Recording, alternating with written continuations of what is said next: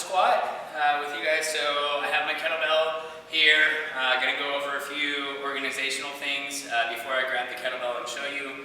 But basically when I'm holding the kettlebell, I want to create that stability in my shoulder. So I want to use my upper back muscles to pull and keep my shoulders up. So as I go through the movement, I don't want them to start to dump forward, okay? So I'm keeping tons of tension here in my rhomboids, my lower traps, to keep the weight up.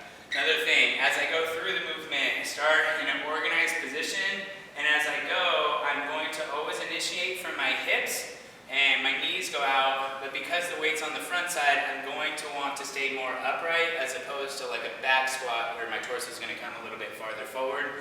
Just making sure that my movement is not breaking in my spine. I am shoving my hamstrings back, and then I'm keeping my torso more upright, but again, I want to keep a neutral spine through the whole movement. Okay?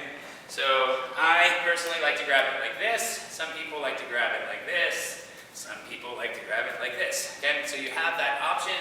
I'm going to go ahead and do my favorite, which is this one, because I can just kind of hold it upright like this. So again, I get myself set up, shoulders back and down. I'm organized. I breathe at the top, knees out, hips back, torso stays upright.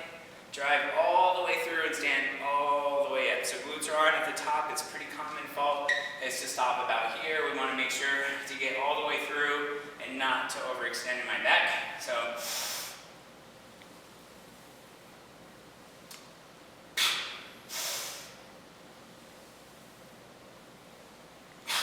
okay.